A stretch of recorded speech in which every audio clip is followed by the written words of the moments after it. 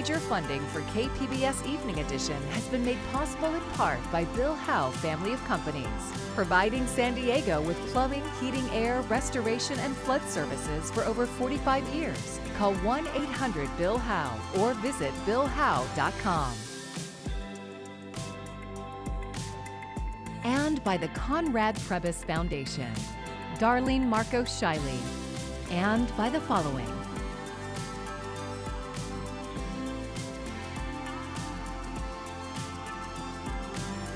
And by viewers like you. Thank you.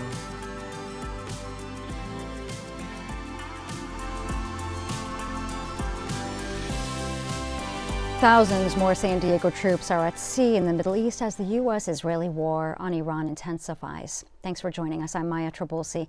Over the weekend, the Pentagon announced 3 U.S. troops killed in strikes against bases in the region. 25-year-old First Lieutenant Tyler Feehan and 19-year-old Private Isabella Gonzalez died after Friday's attack. Feehan enlisted in Hawaii, but primarily lived in Georgia. Gonzalez was from Carrollton, Texas. A third service member has not yet been identified. KPBS military reporter Andrew Dyer says local troops remain in harm's way. The amphibious assault ship USS Boxer conducts flight operations Sunday night. The ship and its complement of Marines on board left San Diego in March. Late last month, they arrived in the Middle East. The ship joins the San Diego-based aircraft carrier USS Abraham Lincoln, itself in the region since January. The U.S. has ramped up its airstrikes against Iran. 2 U.S. service members were killed over the weekend in Iranian attacks on an American base in Jordan. A third service member was killed in Iraq during what the Pentagon says was a controlled demolition of a downed Iranian drone. The New York Times reports dozens more troops were injured. The prolonged conflict threatens to further strain the U.S. carrier fleet, especially the Lincoln. The carrier and its 5,000 or so sailors left San Diego back in November. The next month, the crew got a one-day port call in Guam and have been at sea ever since. The 220-plus consecutive days at sea is a record for any U.S. Navy ship. The recently arrived Boxer is carrying about 2,500 Camp Pendleton Marines and 1,000 San Diego sailors. Andrew Dyer, KPBS News. We're still on the warmer side overnight, dropping down to 69 degrees, mostly clear skies. We'll see some changes in our temperatures depending on where you are over the next couple of days. Coast, it's not as much. Mountains, deserts, a little bit more. And we'll talk about what to expect with the monsoonal moisture this week as well. Crews made progress this weekend against the thorn fire burning in East County. The fire is now 100% contained after it burned over 1,200 acres. The fire started Wednesday near the Buckthorn and Clover trails in Boulevard. CAL FIRE says the fast-moving fire initially spread south of Interstate 8, north of Campo Road. 4 structures were damaged, but no injuries have been reported. The cause of the fire is still under investigation. The ability to fight wildfires in San Diego County got a big boost today, thanks to major upgrades at the CAL FIRE air attack base in Ramona. KPBS reporter John Carroll shows us what's new. The Ramona air attack base was the first of its kind when it opened in 1957. Today, a grand reopening, a rededication of a critical piece of the local firefighting puzzle. It's their work that supports directly the firefighters on the ground.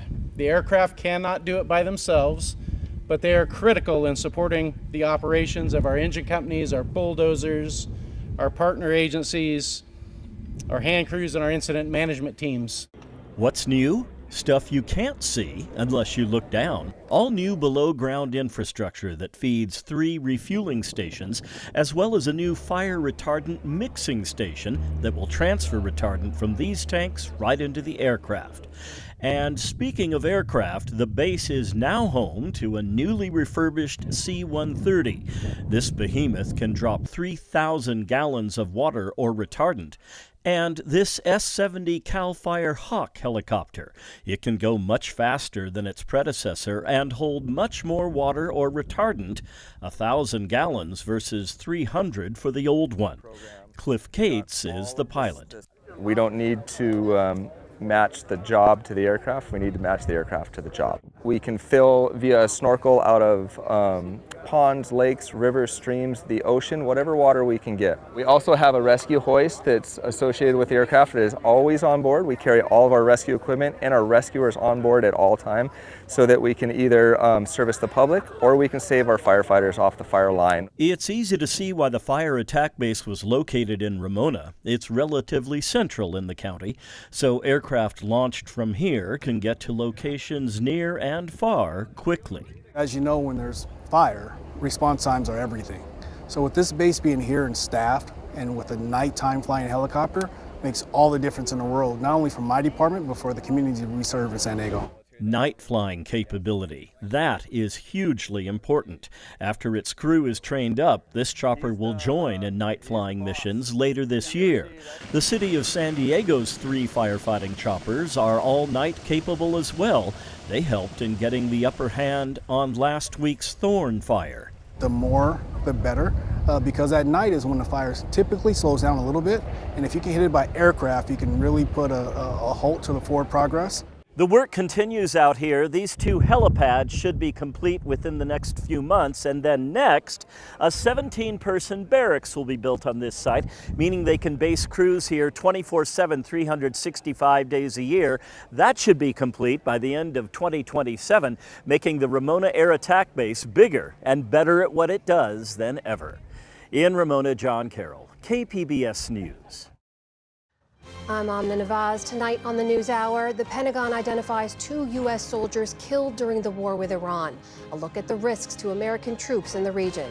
It's coming up at 7 after Evening Edition on KPBS. Now, as you just heard, tensions boiled between the U.S. and Iran over the weekend. And as the fighting intensifies, gas prices are on the rise.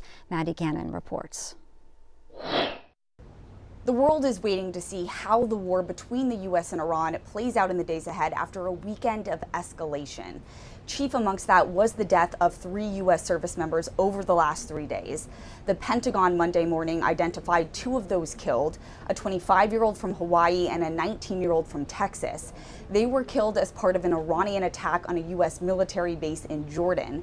Then on Sunday, we heard from the military that a 3rd U.S. service member was killed in northern Iraq while trying to detonate a downed Iranian drone. This marked the first deaths of U.S. military members since March, and it brought the total number of service members killed amid this conflict to 17. Despite all of this, we did hear from Secretary of State Marco Rubio Sunday night. He said that the U.S. remains open to a diplomatic solution, although he did add that it would not be good for Iran if that failed. And we did see the U.S. carry out its 9th straight night of strikes against Iran on Sunday. We are also seeing the impact at the gas pump. The national average for a gallon of gas in the U.S. hit the $4 mark on Monday, according to AAA. Gas prices reached a 4-year high in early May amid the conflict, but had been falling until recently. At the White House, I'm Maddie Gannon. And here in San Diego County, the average price of gas rose for the 5th day straight. A gallon of regular gas cost $5.56.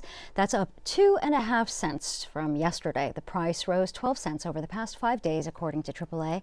The price has increased 87 cents since the start of the joint U.S.-Israel attack on Iran back in February. We are more than halfway through the year. Can you believe it? If the first 6 months flew by while your goals for 2026 got pushed to the back burner, well, you're not alone. Michael Yoshida joins us with advice from an expert on how to reset for the second half of the year. Just like halftime is a chance for teams to regroup, the expert we spoke with says July can be a halftime moment for the rest of us, giving us a chance to take a look at what's working and maybe what's not working in our life, and then make a few small adjustments to win the rest of the year.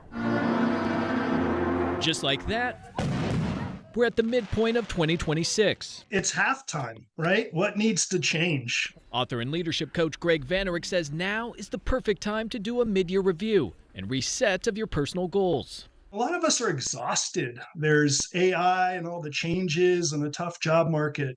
So I think it's important to actually take back our life, not give it away to all the stress. It's a chance to step back and get clear on what's working in your life and what isn't. Vanerick says it's not just about progress or metrics, it's about noticing patterns, good and bad, deciding what to do next, and spotting where you may be drifting. Being carried along by the currents of where your workplace takes you, of what your boss wants. Are there signs where you're becoming complacent or you're settling? That review can reveal the traps we fall into: negative self-talk, overthinking the past or future, or doubting what's possible in our relationships, work, and life. Vanerick says keep it simple. Find a quiet place, give yourself time to reflect, and be honest about where you're having success and where you aren't. Don't build a massive to-do list. Stay big picture. Notice what gives you energy, what drains it, and choose a small shift you can make now. And remember, it doesn't have to be perfect. The point is, come back home to yourself and what matters, and then focus on what can I do about it.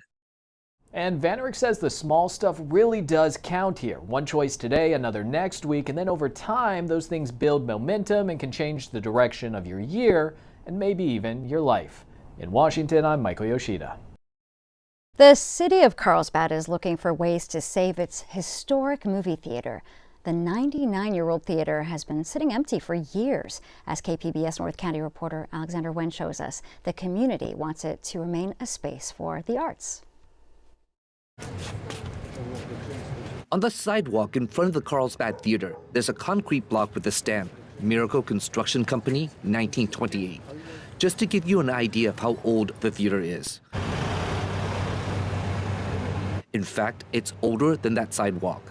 The plaque on the wall at the theater's entrance says it was opened on February 8, 1927. It's really important that we acknowledge old buildings and arts. North County resident Kari Kleiman says Carlsbad should follow the European model and preserve the building. We tend to tear them down and let them go into disrepair. The building is privately owned, and the Carlsbad City Council recently approved a motion to explore preserving the building.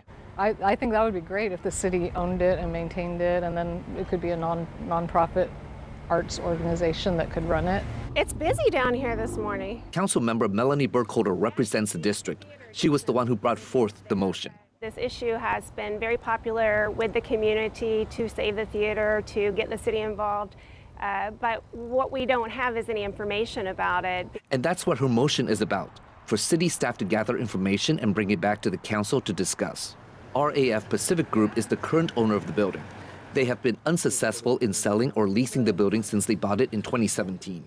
This would be a good time to have the city staff explore what this actually means. While the city is looking at ways to possibly save the theater, one community group is looking at ways to make this a hub for movies, theater, and live music. It was the original kind of artistic cultural center of the city. Nate Larson is with the group Save the Carlsbad Theater.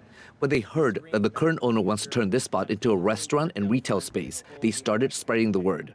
So we reached out to the city council, we reached out to the planning department, and thought that the city would be the perfect person to take the theater over. He says there are plenty of restaurants and shops in the village. What the community really need is a cultural hub. For the sake of the city and for the sake of our community, we want to keep this a theater. The city says there's no timeline on when staff is expected to present their findings, but it probably will not be in time for the theater's 100th anniversary next year. Alexander Wen, KPBS News. Well, San Diego came so close, one of 3 contenders to host the 2029 Invictus Games. But today, the organization behind the Games announced Daejeon, South Korea, as the host city. The Invictus Games is an international Paralympic-style sports event for wounded, injured, and ill military personnel and veterans. In April, some organizers came to San Diego to check out potential sites for the Games. The bid committee says they're disappointed San Diego wasn't selected, but look forward to supporting Daejeon, which will be the first city in Asia to host the Games. Spain is celebrating its 2nd World Cup championship following a dramatic match against Argentina. Reed Binion reports. Deafening applause from the crowd at MetLife Stadium in New Jersey on Sunday after Spain's victory over Argentina in the World Cup final.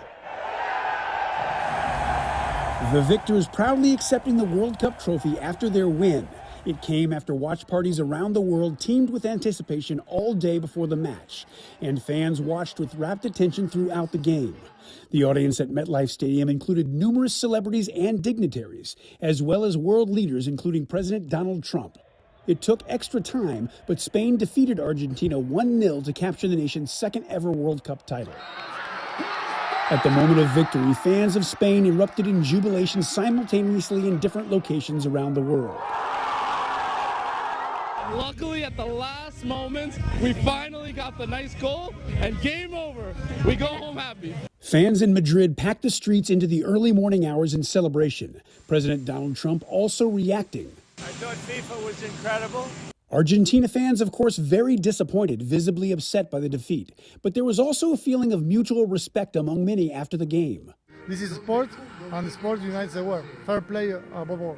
A sense of brotherhood as well, including between two friends in New York who were backing different teams. The energy here is great. We're going to all love it here no matter what. Whoever wins is a win for America. I'm Reed Binion reporting. And the World Cup final brought a temporary sense of normalcy and joy to communities devastated by recent earthquakes in Venezuela. Thousands of displaced families living in shelters gathered to watch the match, finding a moment of connection amid ongoing hardship. Mary Chiney-Mina has more on how the passion for football is helping survivors heal.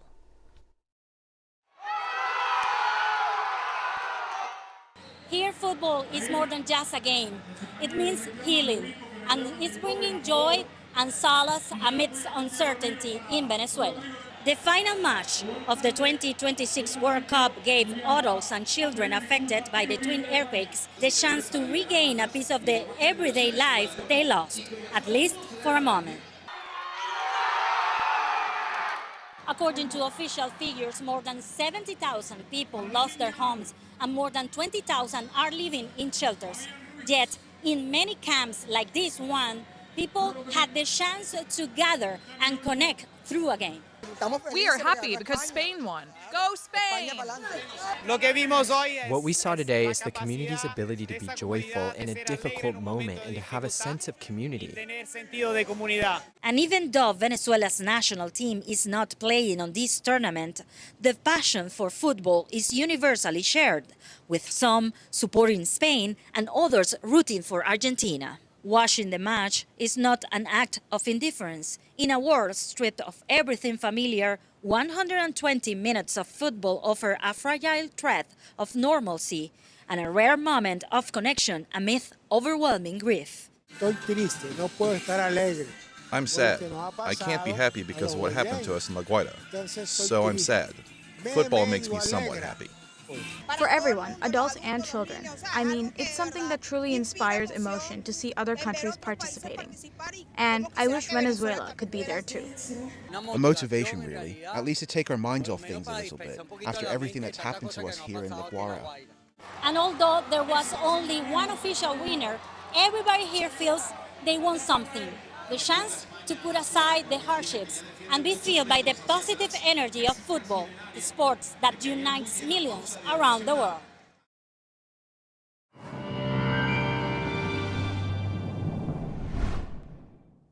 While our temperatures are trending much closer to our historical averages, some even a few degrees below for the next couple of days, but we do have another warming trend on the way and more monsoonal moisture to talk about.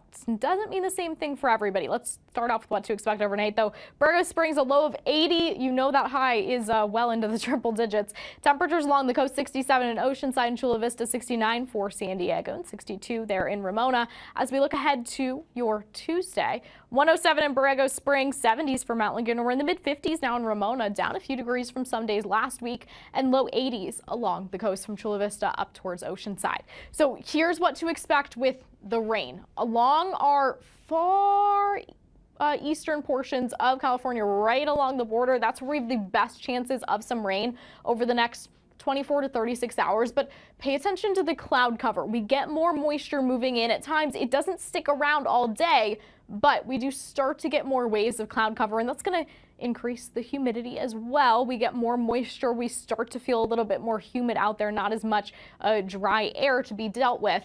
So that's the bigger impact for a lot of you rather than the couple of rain showers possible. As we look at the next 5 days along the coast, not a lot of changes here. We continue our cooling trend actually from 83 Tuesday down to 80 by the time we get to your Thursday. Lows bouncing around a little bit there. Further inland, well, we're in the low 90s across the board the next several days. A mix of sun and clouds pretty much every day.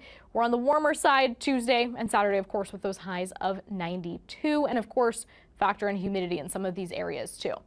Into our mountain regions, that's where we see bigger differences. 76 Tuesday, we warm to 79 by Friday and then up to 85 by the time we get to Saturday. And then in the desert, oh, we have a 110 and above on the map. 107 Tuesday, we get to 108 Thursday and Friday. And then by the time we get to your Saturday, we're at that very steamy 111. So make sure you are staying hydrated if you have to be outside for extended periods of time. For KPBS News, I'm AccuWeather's Anna Azalian. Well, Comic-Con kicks off Wednesday with preview night. Now or Never Comics has been preparing for this for almost a year. It's the only comic book store within walking distance of the convention center, and it's ready for a surge of traffic. KPBS arts reporter Beth Accomando takes us behind the scenes of how one small shop prepares for an onslaught of pop culture fans. 2 weeks ago, things were deceptively calm at Now or Never Comics. We've got everything broken down into buckets, like our cleaning stuff, our staffing stuff. So this is basically our huge to-do list for Comic-Con. We've got due dates lined up for everything. We've got ownership tagged on here. I ordered a ton of bags yesterday. Stuff's already shown up today, so I'll mark bags done. But it was the calm before the Comic-Con storm. And this is the only thing that I'm this organized for, Beth. Like, I am not this on top of anything else in my life. That's Aaron Treitz, owner of Now or Never Comics. The glamorous office of a comic book store. When Treitz decided to open a comic book store in San Diego, he factored Comic-Con into his plans. Comic-Con's a huge part of the reason that Now or Never opened up downtown. We're at 1055 F Street. We are less than a mile from the front door to Hall H. And the location has paid off. Comic-Con it's our Super Bowl. Last year during Comic-Con was our busiest week of the year since we've been open. Business has been so good that he doubled the size of the store last December to celebrate 7 years at the location. And it's a great location because unlike many conventions, San Diego Comic-Con creates a campus that encourages people to venture out. To be able to go outside and have all this other stuff happening on the greenway right in front is awesome. To be able to walk into the gas lamp and see all these businesses taking over, everything downtown looks and feels like Comic-Con. I've been going to conventions for 30 years and there's nothing like that. And that means Now or Never becomes part of the Comic-Con campus while offering a geeky space that's free to the public. It's nice to be able to provide kind of an alternative for folks that aren't able to get into the con. Gives people a little taste of Comic-Con without having to get into the convention center. And Treitz works hard to lure people to the shop with events and ever-popular exclusives. We're doing 2 store exclusive covers this year. We've got the Exquisite Corpses Rascal Randy #1. This version is only available from Now or Never. We have 500 copies that we'll be selling during Comic-Con. We are also doing a store exclusive variant of Godzilla vs. San Diego Comic-Con. The cover art is by our friend Justin McKee. Exclusives are definitely a draw, even old ones. I've got boxes behind me of Comic-Con exclusives from years past. We'll get so many folks who will stay the week after Comic-Con who are visiting from Australia or from Italy, and they're looking for something that they can only get in San Diego, so having those con exclusives is a huge plus. But Treitz doesn't stop there. He also brings in talent for signings. We know for sure that on Wednesday, we've got Patrick Horvath signing, creator from Beneath the Trees Where Nobody Sees. We have Matt Rosenberg coming in for a signing on Thursday. We have Corpse Tour confirmed on Saturday. Those are the 3 events that we've got 100% locked down. We are still getting folks reaching out almost every day. Like publishers who don't have a booth at Comic-Con but still want to hold an event, or international artists. We got an art rep from the Philippines, says that they've got 4 creators that they're repping. Treitz wants to accommodate as many requests as possible, but he has limited space and a small team. Plus, there will be vendors suddenly needing 1,000 boards and bags, or collectors trying to sell something. I've got a 9.8 graded giant size X-Men #1 that I'm bringing to the show to sell for $40,000. What is your offer? But that's the nature of the beast. It's coming in hotter than I'd like it to, but that's Comic-Con. We will start to see an uptick in traffic on Monday. Nothing cuckoo bananas. And then Wednesday is when the rubber really meets the road. Thursday, because it's the first official day of the show, is probably going to be our lowest traffic day in the shop. That still doesn't mean that it's a slow day in the shop. It's still going to be like 3 times an average Thursday for us. Trites has a dedicated team of staff and volunteers.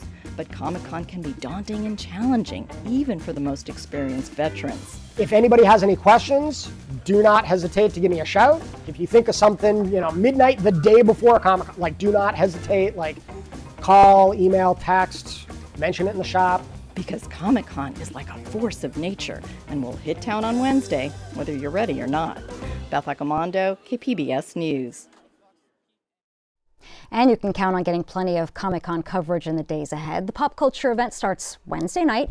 And earlier today, KPBS hosted a live stream on our new KPBS Arts YouTube page. Beth Accomando and Leslie Gonzalez talked about our coverage plans and a casual, fun chat about all things Comic-Con. Stream it whenever you like on the KPBS Arts YouTube page. And be sure to tune into Evening Edition on Wednesday because we will be live from the Convention Center for preview night. You can also find more coverage on our Comic-Con landing page. That is at kpbs.org/Comic-Con. And as always, you can go to our website to find tonight's stories. That's kpbs.org. Thank you for joining us. I'm Maya Trabulsi. Good night. Major funding for KPBS Evening Edition has been made possible in part by Bill Howe Family of Companies, providing San Diego with plumbing, heating, air, restoration, and flood services for over 45 years. Call 1-800-BILL-HOWE or visit billhowe.com. And by the Conrad Prebys Foundation, Darlene Marcos Shiley, and by the following.